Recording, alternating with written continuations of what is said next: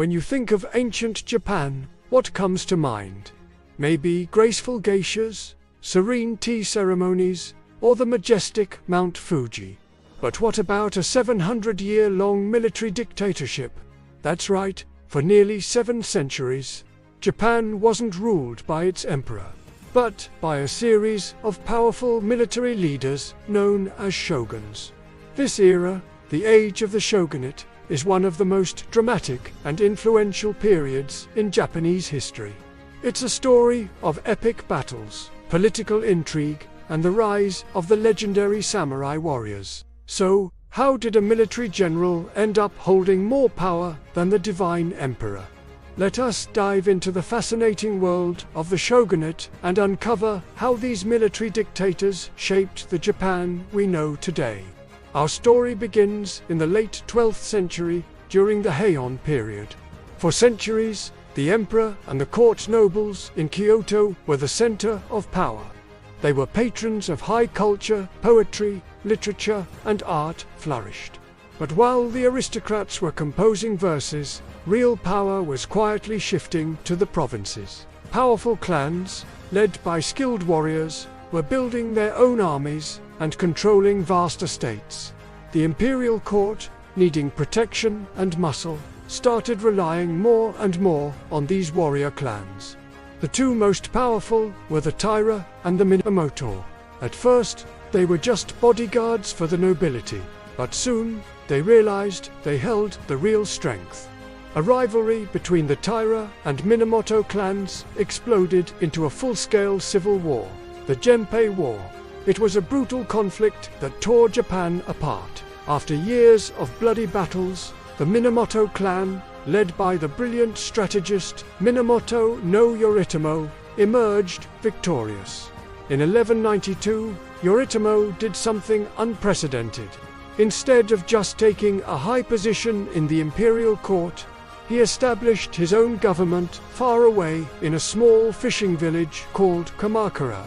He then had the emperor grant him the title of Seiichi Shogun, which means great general who subdues the barbarians. This was the birth of the Kamakura shogunate, the very first military government in Japan's history. Yoritomo's move was revolutionary. He kept the emperor as a figurehead, a divine symbol of the nation, but he held all the practical power. He controlled the military, the land, and the law. This set the template for the next 700 years. The emperor reigned from Kyoto, performing religious rituals, while the shogun ruled from his own capital, commanding the loyalty of the warrior class, the samurai. The samurai, who had once been mere hired swords, now became the ruling elite. They lived by a strict code of conduct known as Bushidō, the way of the warrior, which emphasized loyalty, honor, and martial prowess. This new social order, with the shogun at the top, followed by his samurai vassals, would define Japanese society for centuries. The Kamakura shogunate brought a period of relative stability, but it wasn't without its challenges. The biggest threat came from across the sea. In the late 13th century, the Mongol Empire, led by Kublai Khan, set its sights on Japan.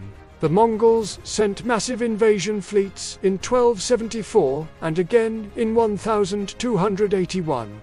These were some of the largest naval invasions in history at the time. The samurai fought back with incredible bravery, but they were outnumbered and facing superior weaponry. In both instances, just as it seemed Japan was on the brink of defeat, a massive typhoon struck, destroying the Mongol fleet. The Japanese believed these storms were a gift from the gods, and they named them kamikaze, meaning divine wind. While Japan was saved, the cost of defending against the Mongols was huge. The shogunate had promised rewards to the samurai who fought, but its resources were drained. This led to widespread discontent among the warrior class. The shogunate's authority began to crumble. Eventually, a powerful emperor, Go-Daigo, saw his chance to restore imperial rule. He rallied dissatisfied samurai to his cause, and in 1333, the Kamakura shogunate was overthrown. But the emperor's victory was short-lived. One of his own generals, a man named Ashikaga Takoji, betrayed him. Takoji believed that Japan was meant to be ruled by warriors, not by the court. He drove the emperor out of Kyoto and established his own shogunate in 1338. The Ashikaga shogunate, also known as the Muromachi shogunate, the Ashikaga period was a time of great cultural and artistic growth. Things we now consider quintessentially Japanese, like Zen gardens, inkwash painting, the tea ceremony, and no theatre, all flourished under the patronage of the Ashikaga shoguns. They were more refined and less militaristic than their Kamakura predecessors. However, their political control was much weaker, power was decentralized, and local warlords, known as daimyo, grew increasingly autonomous and powerful. By the mid-15th century, the shogunate's authority had all but disappeared, plunging Japan into a century of chaos and constant warfare known as the Sengoku period, or the Age of Warring States. This was a brutal time. Daimyo fought each other for land and power.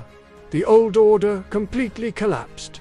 It was a period of the strong devouring the weak, where loyalty was fleeting and betrayal was common. But out of this chaos, three extraordinary leaders would emerge, men who would ultimately reunify Japan.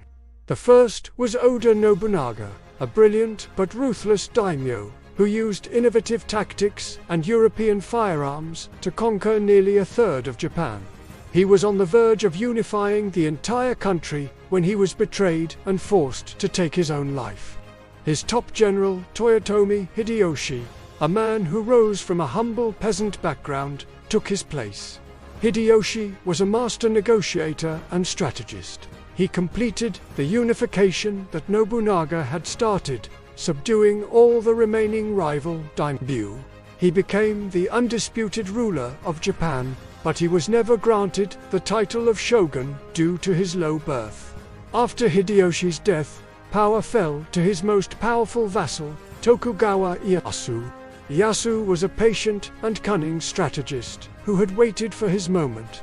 In the decisive Battle of Sekigahara in 1600, he defeated his rivals and cemented his control over all of Japan. In 1603, the emperor officially appointed him shogun, establishing the Tokugawa shogunate. The Tokugawa shogunate would be the final and longest-lasting shogunate, ruling for over 250 years from its new capital in Edo, which is modern-day Tokyo. The Tokugawa rulers brought an end to the centuries of civil war and ushered in an unprecedented era of peace and stability. To prevent another descent into chaos, they implemented a strict system of control. They enacted the Sakoku policy, closing Japan off from the outside world. Foreign trade was heavily restricted, and Japanese citizens were forbidden from leaving the country. Society was organized into a rigid four-class system. Samurai at the top, followed by farmers, artisans, and merchants.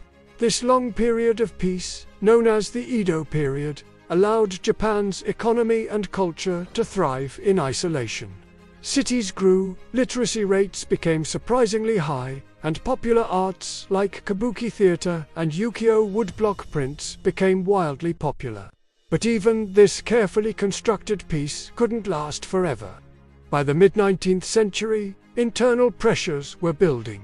The merchant class was growing wealthy and resentful of its low social status, while many samurai were impoverished and without a war to fight.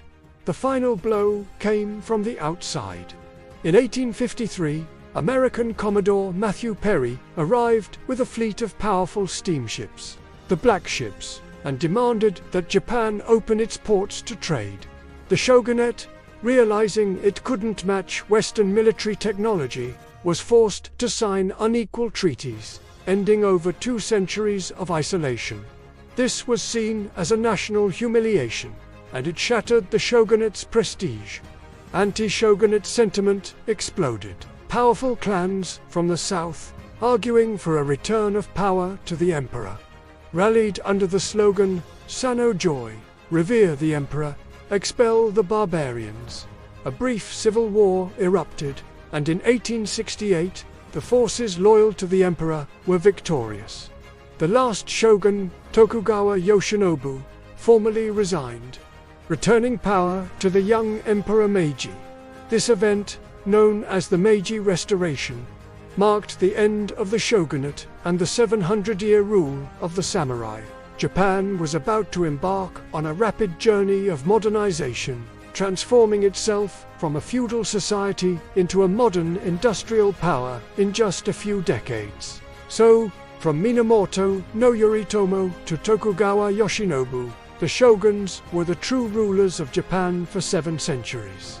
They created a unique society dominated by a warrior class, endured Mongol invasions, fostered incredible cultural achievements, and ultimately isolated Japan from the world before being forced to open it back up. The legacy of the shogunate is everywhere in Japan today, in its castles, its art, its martial arts, and in the enduring spirit of discipline and honor. It's a powerful reminder that history is often shaped not by those born to rule, but by those who have the strength to seize it. Thanks so much for watching.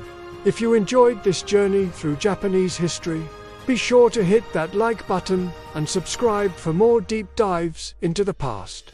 Let us know in the comments what historical topic you'd like us to cover next. See you in the next video.